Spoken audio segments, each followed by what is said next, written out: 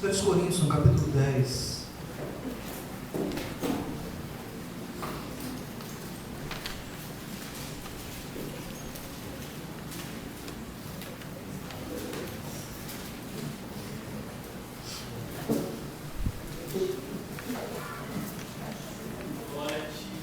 O versículo 16 e depois o versículo 21. 1 Coríntios, capítulo 10, o versículo 16 e depois o versículo 21.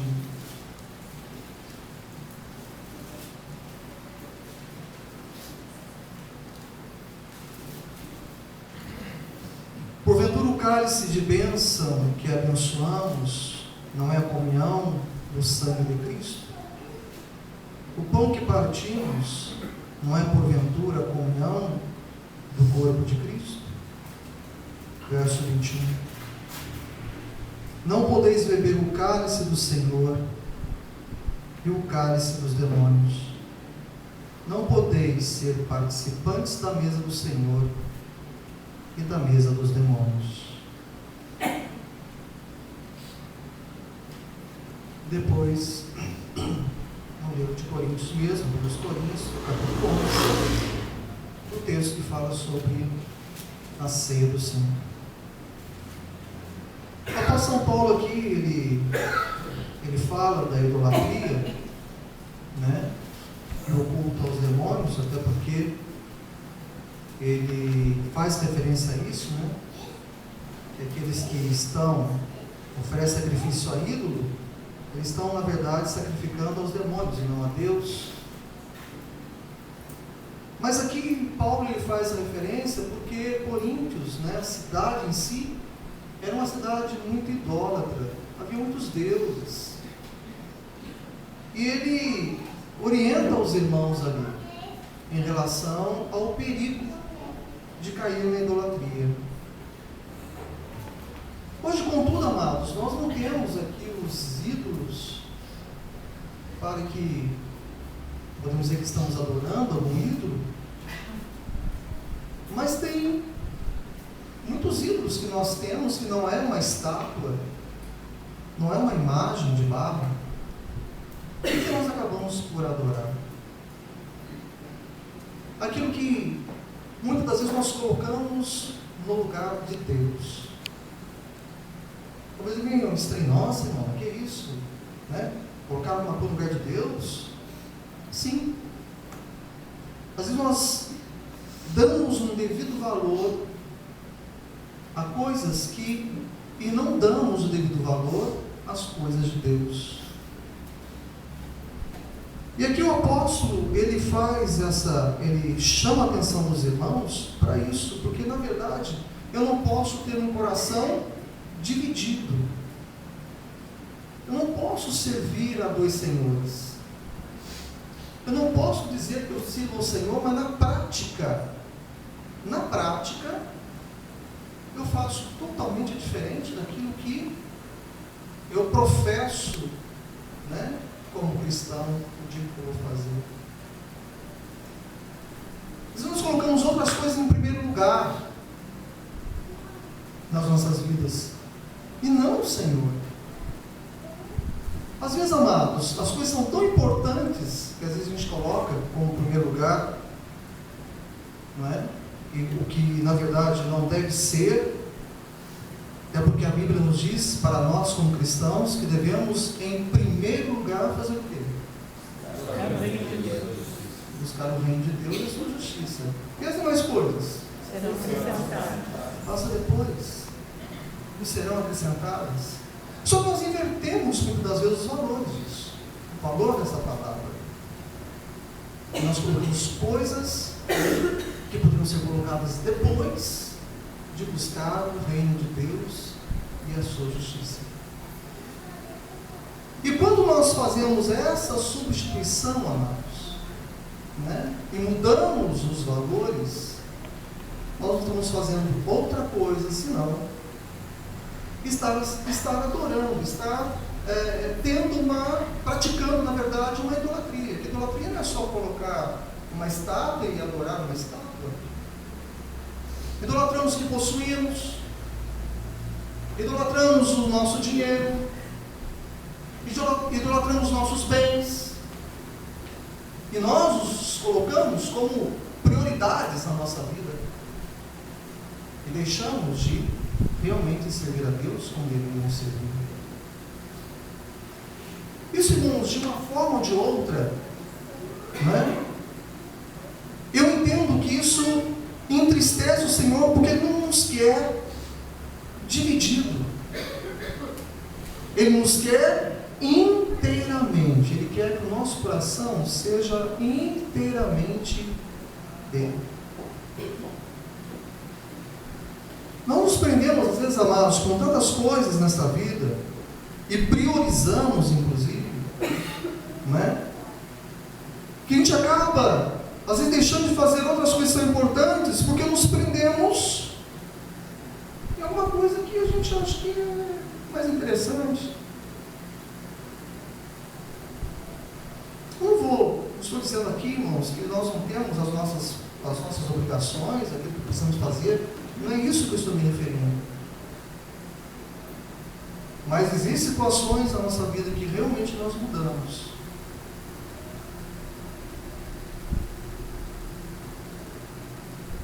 E aqui está dizendo que nós não podemos beber o cálice do Senhor, ou seja, nos assentarmos à mesa do Senhor e ao mesmo tempo assentarmos à mesa dos demônios. Ou seja, daquilo que o mundo tem para oferecer, né, daquilo que vai trazer uma satisfação, né, pessoal, um prazer passageiro, e a gente acaba estabelecendo isso como prioridades, não fazemos o que devemos fazer para a obra de Deus.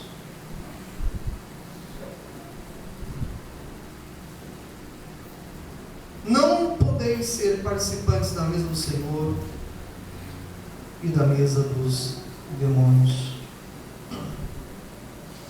Porque é necessário, irmãos, que quando nós nos juntamos, né, e Paulo, ele traz essa orientação para os irmãos ali, da importância de manter esse relacionamento com o Senhor, essa comunhão, não é?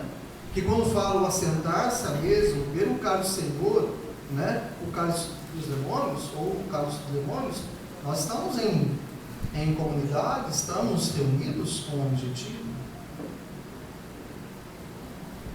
E às vezes a gente lamenta, né? Às vezes nós temos possibilidades, oportunidades de estarmos fazendo a vontade de Deus e nós não fazemos.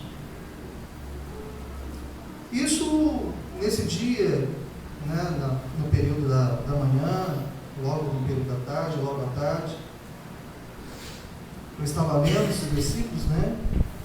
E isso me chamou bastante atenção. E às vezes, amados, com a nossa situação, nós podemos nos colocar, na verdade, às vezes, né, de forma leviana. Não consigo entender, mas, sabe, uma hipocrisia da nossa parte, né, em viver uma vida dupla. O que é vida dupla que eu estou me referindo? Né? Eu tenho dois senhores. Eu satisfaço os dois, ou tento satisfazer os dois. O Senhor quer de nós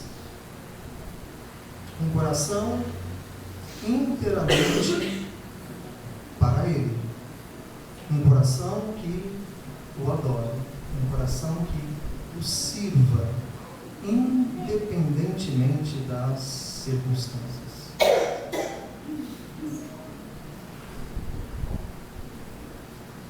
Às vezes sentamos à mesa dos demônios quando deixamos de ir à igreja para assistir uma novela, para estar no computador de bate-papo. Não que isso não possa fazer, não é isso que eu estou me referindo. Eu estou me referindo à prioridade em relação às coisas de Deus. É isso, amados. e a gente deixa de estar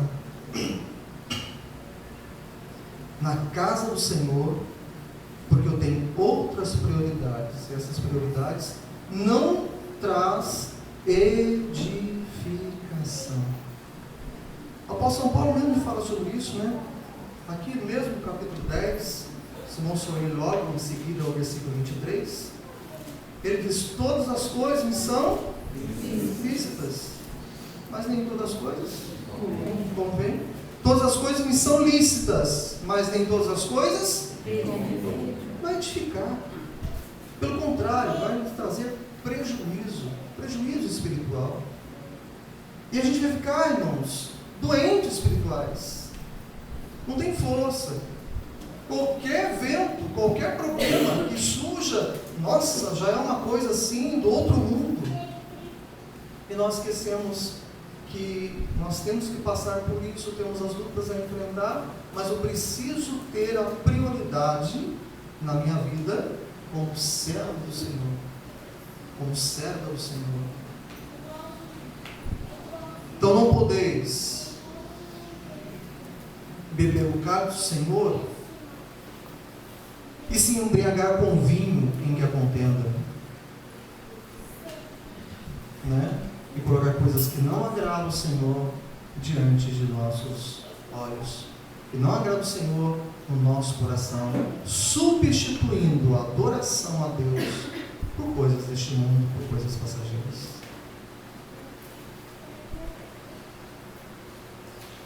Sinceramente, eu digo aos irmãos que a gente fica, como é o culto de ceia, culto da família, a gente aproveita para falar algumas coisas que infelizmente a gente não tem todos os irmãos aqui presentes durante a semana, né?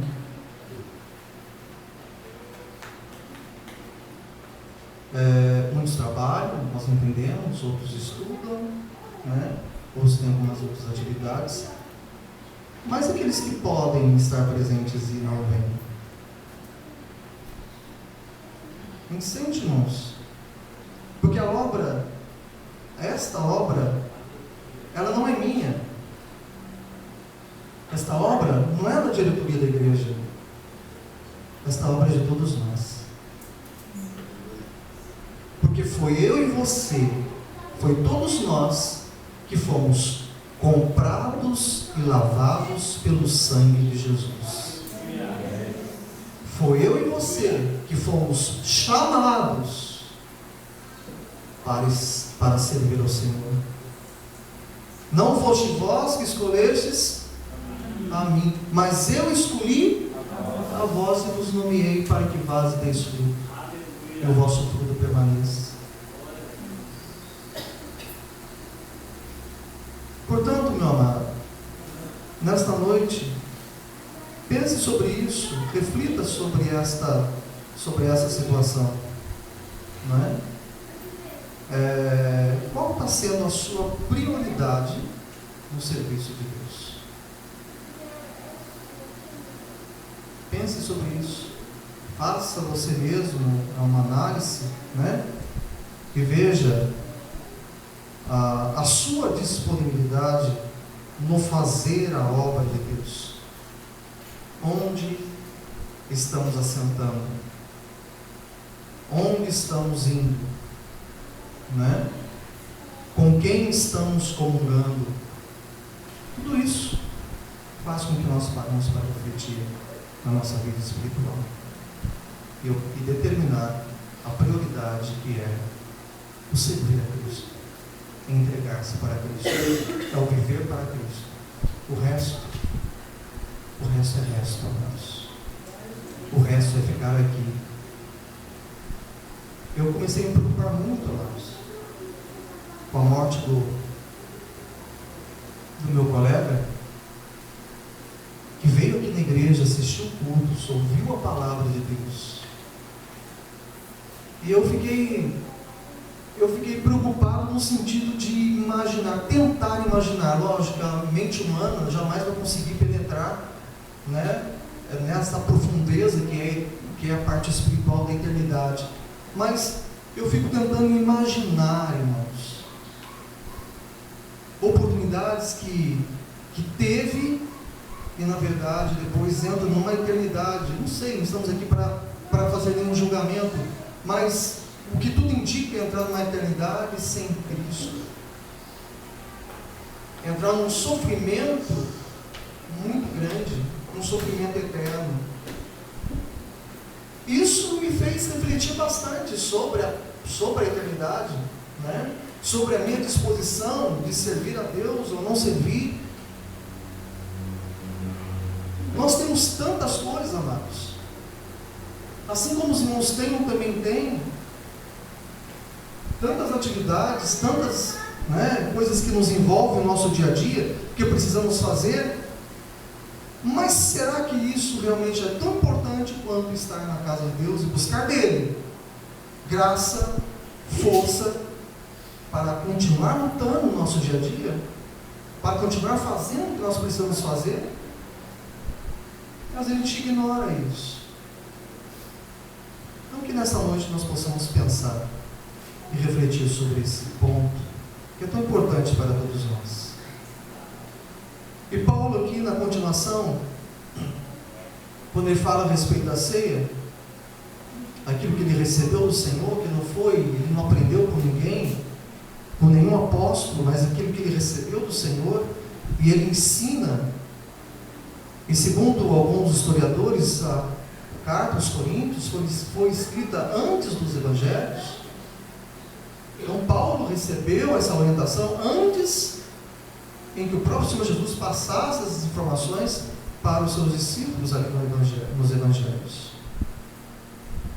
Então, na verdade, quando o Senhor chama a atenção dos discípulos, olha, cuidado com aquilo que vocês fazem, cuidado com o que vocês adoram, cuidado com a idolatria, olha onde vocês assentam, não pode sentar na mesa, não quero pessoas divididas, eu quero um coração inteiramente para mim.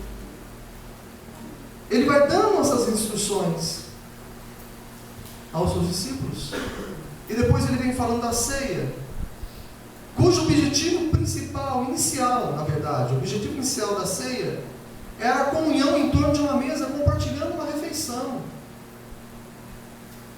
É estar ali reunidos, compartilhando uma refeição. Por isso a importância, irmãos, até mesmo na nossa casa, nós assentarmos à mesa para fazermos a refeição. Isso fala de comunhão, de compartilhar naquele momento, não é? Aquilo que temos. Enquanto os crentes comiam pão e bebiam vinho, eles deviam fazer o quê? Recordar a presença do Senhor, que é o que diz aqui em 1 Coríntios capítulo 11, versículo 24. E tendo dado graça, o partido diz: tomai e comei, este é meu corpo que é partido por vós. Fazer isto em memória de mim. Então esse recordar, isso trazer memória, significa na verdade nos transportar para o presente uma ação do passado, de tal modo que a sua força, daquilo que nós estamos trazendo para o presente, não se perca. A vitalidade desse ato não se perca. Tá? E com isso, irmãos, olhando para o texto, o pão significa ou simboliza a sua vida sem pecado. Pão que nós vamos comer daqui a pouquinho, do pão feito na padaria, estaremos consagrando o Senhor, e passará a ser a semelhança do corpo de Cristo, que foi ferido na cruz do Calvário. Esse pão simboliza a sua vida sem pecado, que na verdade que o qualificou para ser um sacrifício perfeito pelo pecado. Era um cordeiro sem mancha, sem defeito, impecável. Só ele poderia se oferecer em sacrifício para perdão dos nossos pecados. Seu sangue derramado é representado pelo vinho, sangue que nos purifica de todo pecado, sangue que nos justifica diante de Deus, sangue que nos traz a paz. Louvado seja o santo nome de Jesus. Então esse sangue que foi derramado é representado pelo vinho. Como estava dizendo no início, aquela roupa suja que nós vivíamos com ela. No momento do sacrifício de Jesus na cruz do Calvário, nós olhamos para o sacrifício, Ele nos atraiu à cruz, e nós olhamos para o sacrifício de Jesus na cruz do Calvário. Paramos lá olhando para a cruz. E o sangue de Jesus Cristo, que corria da sua cabeça, da sua face, das suas mãos, dos seus pés, começou a cair sobre nós. E cada gota que caía sobre as nossas vidas, eu começo a entender dessa forma. Cada gota de sangue que caía era suficiente para ir limpando todo o pecado, toda a maldade, toda a imundícia, ia limpando. E as vestes foram se tornando brancas. O irmão já parou para pensar nisso, recordar sobre isso? Trazer à memória aquilo que Jesus fez na cruz do Calvário, o sangue que Ele verteu na cruz do Calvário para perder os nossos pecados. E o sangue ia caindo, ia nos lavando, ia nos purificando. Aleluia. O sangue que nos trouxe vida. Estávamos mortos em ofensas e pecados, mas Ele nos deu vida. Louvado seja o santo nome de Jesus. Hoje estamos vivos, espiritualmente vivos. Vivos para quê? Ele nos tirou de onde estávamos e nos transportou para a sua maravilhosa luz. Para quê?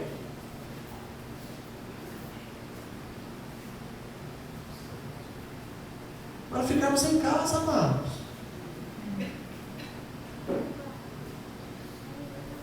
Para cruzarmos o nosso braço. Foi para isso que Ele nos tirou das trevas e nos transportou para a sua maravilhosa luz.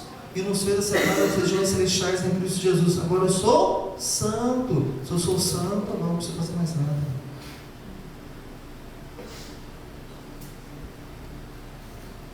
Ele nos lavou, Ele nos purificou, Ele perdoou os nossos pecados, cravou no madeiro os nossos pecados, para depois dizer para nós: ide e pregai o Evangelho a toda criatura. Ide e fazei discípulos. Ide, anuncie aquilo que você viu, aquilo que você recebeu da minha parte. É interessante, irmãos, que em algumas situações da Bíblia, em que Jesus operou um milagre, Ele não permitiu que aquele que recebeu o milagre seguisse a Ele. Olhando para aquele endemoniado de Gadara, depois que ele recebeu a cura, depois que ele foi liberto, ele queria seguir a Jesus. O Senhor disse: não, você não vai me seguir não. Você vai voltar. Volta lá para a tua casa, volta para a tua família e diga para a tua família quão grandes coisas o Senhor Deus fez na tua vida. Então foi para isso, irmãos, que nós somos chamados, que nós somos libertos. Por isso nós temos a liberdade de sentarmos à mesa e mantermos comunhão com o Senhor, porque nós devemos sim ter essa comunhão dia e noite com o Senhor, sabe? Manter essa ligação com o Senhor, ouvir o Senhor falar aos nossos ouvidos, falar aos nossos corações, entendermos a sua vontade para conosco, nos libertarmos das coisas que nos prendem. Não foi isso que Ele disse? Aquele que quiser vir após mim tem que fazer uma coisa, não tem? Você quer vir após mim? Então, negue-se a si mesmo. Toma a sua cruz e siga-me.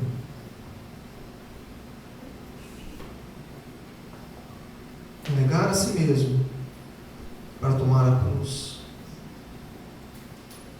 Isso é renúncia.